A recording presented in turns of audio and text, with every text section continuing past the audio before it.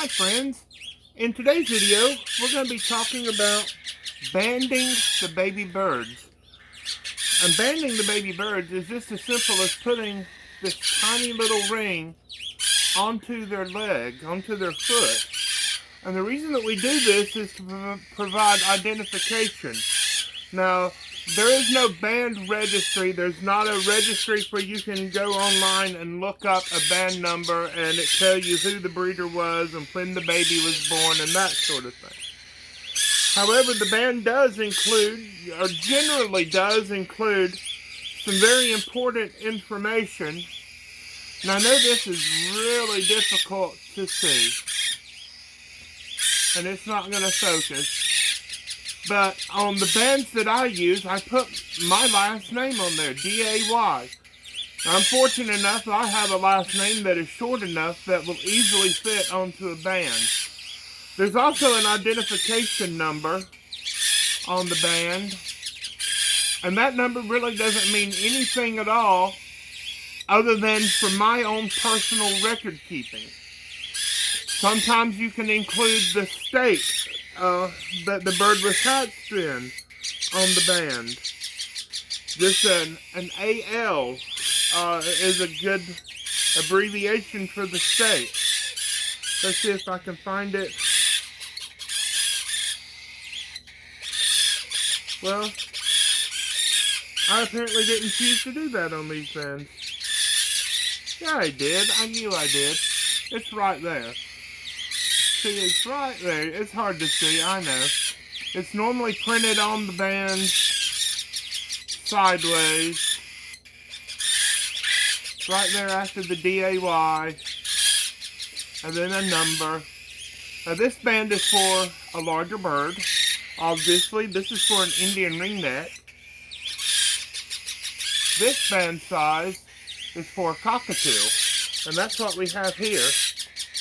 And so I'm just going to squeeze this little band onto this little bird's foot. Now, birds have zygodactyl feet. That means they have 4 toes, 2 toes point forward, and 2 toes point backwards. But one of the toes that points backwards is larger than the other toe that points backwards. The hardest part about this is getting the bird in a particular position so that you can put the bands on. You want the 3 biggest toes to point forward, and that 4th toe is going to point backwards. And you just slide the band. Let's see if I can get it on camera. You slide the band over the 3 big toes and pull them through.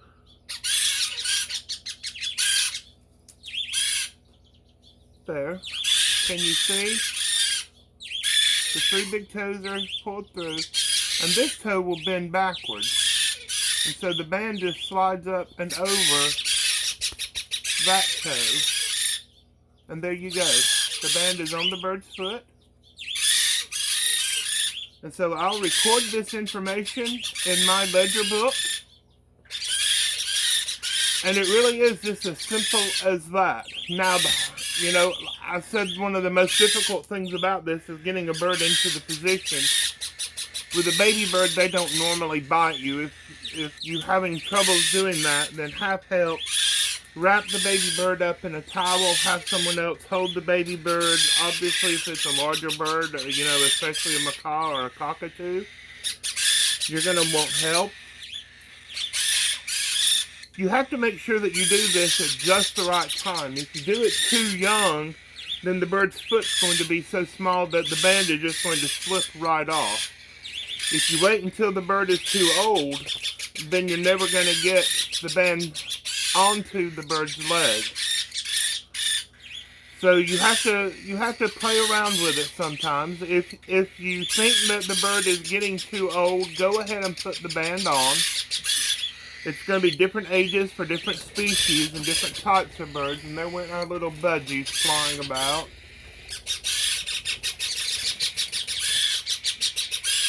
Well, that was fun. He landed way up high on the shelf. We allow all of our baby birds to fledge. And that brings me to a good point. Only about 30% of my viewers are subscribed to my videos. And I don't understand why that is, but I would like to offer to you to please go ahead and subscribe. It's free. It doesn't cost you anything. And it helps me out tremendously. Every Friday I post a baby bird video where we hand feed the little babies and show you updates on all of them. And let you know what's going on. Now I'm going to go ahead and band one of the violet ringnecks just to show you, another bird. Come on, big guy. Here is that violet ringneck. I normally always choose to band the right leg if the bird is facing away from you. Looking the same direction that you're looking, then obviously that's the right leg. You can band either or. There's no rules to this. You can find bands on Etsy. You can find bands for sale online.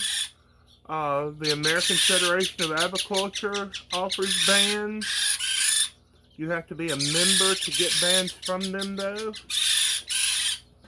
One thing that I do like to make sure is that the wording of the band is always facing upwards.